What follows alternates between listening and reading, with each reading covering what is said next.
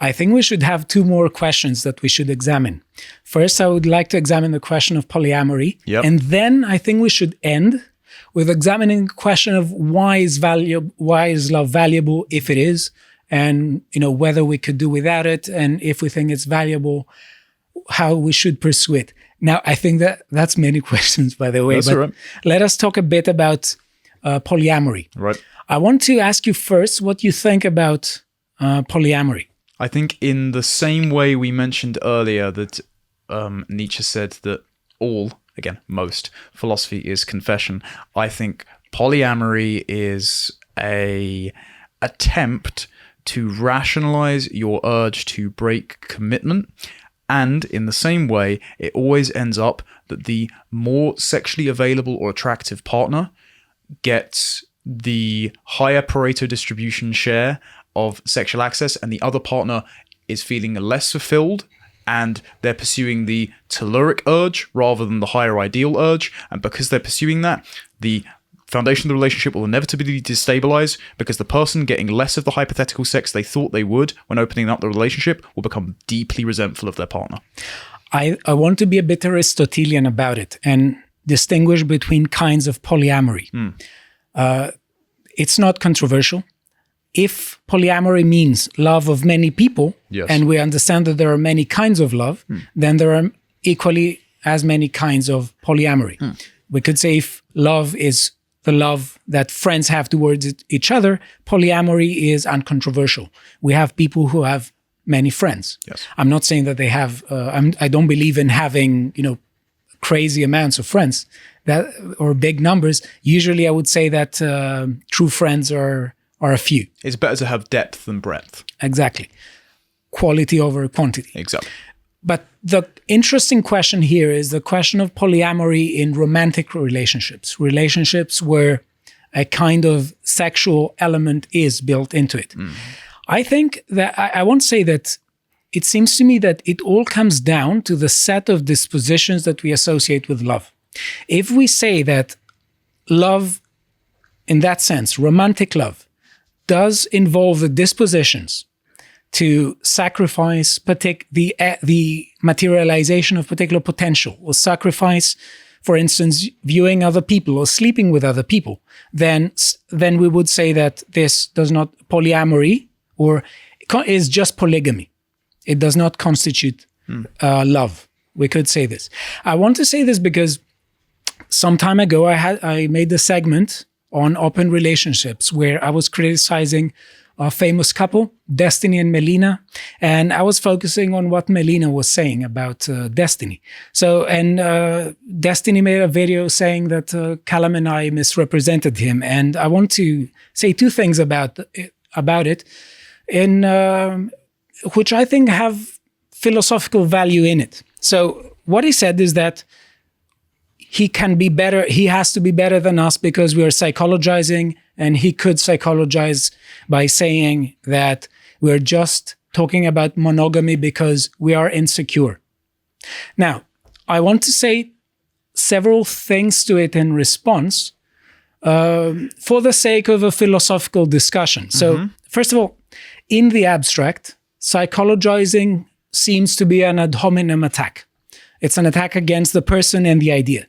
But I would say that in this case, there is no such a distinction between the idea and the person, because we are talking about something psychological. We are talking about an emotion. So we cannot fail to psychologize. So equally, we will say that from a perspective of someone who supports monogamy, there is no such thing as polyamory, it's polygamy. And I'm more than willing to accept that from the perspective of someone who accepts the idea of polyamory, what we're saying may be a bit phony. I will accept that I may have been cheeky in that video, but there is something here I want to say about the charge of insecurity. That the charge of insecurity works both ways. The first question I want to ask is whether insecurity is ever justified, because it seems to me that we could say anxiety. It's sometimes a response to perceived value. It seems to me that when we have lives that are valuable, and when we have experiences that are valuable, and we have other people in our lives, there is such a thing as an anxiety as to whether they are going to be well or not. The fear of falling short. Yes. So it seems to me that growing up and being an adult constitutes being married with anxiety, because when we have values, I think it's part of the human condition to care about those values and care about those values having the place in the world that you would want them to have. Or at least you could say you want to be a force for good. You want to fight the good fight according to your value system. So it seems to me that the fact that we can be charged about insecurity is not necessarily a strong argument, because there remains a question as to whether this insecurity, this kind of anxiety, is justified. I think that if you raise children, you become married with anxiety. So in that sense, this is a form of insecurity, you could say.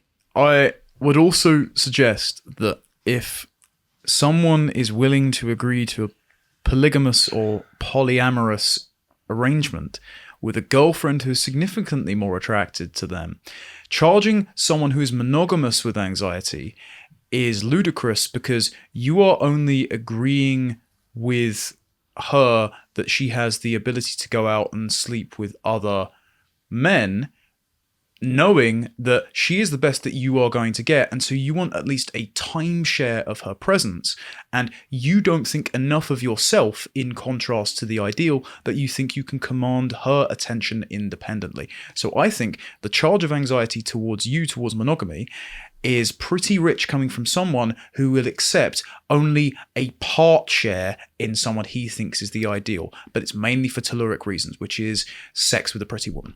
I want to be a bit more charitable in my interpretation and try to give a philosophical point here, because that's because you're nicer than me. I think it's of value because it may be, of interest to our audience. Yes. So it seems to me that many people nowadays have this idea of personal independence as being an unconditional value that they should not part with ever. And they see relationships that somehow compromise such personal independence as being somehow bad relationship. And they charge people who speak otherwise as being, in a sense, bigots. But it seems to me that, how should I put it?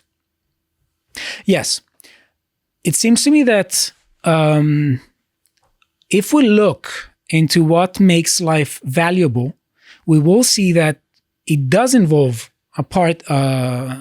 somehow trade-off of personal independence. Because if you think that family is something that is important, or friendship, or romantic relationship in this case, but I won't say it because it's the thing that we're arguing for, we do trade off some kind of personal independence. Yeah, we create order out of the chaos of potential by committing to one person, because we have a potential of multiple partners, but we choose one to go in tandem towards the higher ideal of. Yes. So at the end of the day, I do think that there is an ethic of absolute or unconditional personal independence that many people nowadays have. And I think that we could question it by saying that if we look at what makes life meaningful, we will see that it involves becoming dependent. Entering into a relationship involves part of dependence. Bearing children involves a kind of psychological dependence. You unbelievably depend upon them psychologically. Yes. And if love is our supra-rational, instinctive signpost towards what is meaningful, then spreading that love in the erotic form across many parties means that we have a less deep relationship to the goodness and beauty and truth that is love. So that is why monogamy is actually the more enriching path. And that is why I want to say that we could say that from the perspective of a supporter of monogamy, we could also have a charge of insecurity, because we could say that the person who does not want to commit to a monogamous relationship is insecure about losing their personal independence. And maybe that would involve an insecurity with respect to admitting that we value things. Well, part of the courtship period is determining whether or not that this is the kind of person that will abandon you should you ever fall short in their expectations. And so what the insecurity is born of is a recognition of this person as emulating the ideal that you respect and a desire to assist them in mutually attaining that ideal. And the insecurity is a fear that you will falter and that you will be deservedly left because you weren't good enough. And so what a strong relationship has is a shared understanding at its foundation that if ever one of you shall hit a speed bump in life, that this doesn't affect their conception of what you're capable of and what you are usually consistent at doing. And so there is always the underlying understanding that we're in this together. It's not that we're coming together transactionally because I love you at this moment because you're sexually attractive, as with polyamory. And I want to just say that this, to end this question, is that it seems to me that many people nowadays are really afraid of commitment because they think that they're losing their personal independence. Fear of missing out. This is what a lot of young girls do, particularly when they're leaving university, is they're terrified that they won't have the opportunity to travel or go out partying because you'll be tied down. Well, it's a very long and lonely 40 years after 40 if you aren't tied down to a little platoon. And just to add to the issue of social pressures that push forward towards the direction of monogamy does not constitute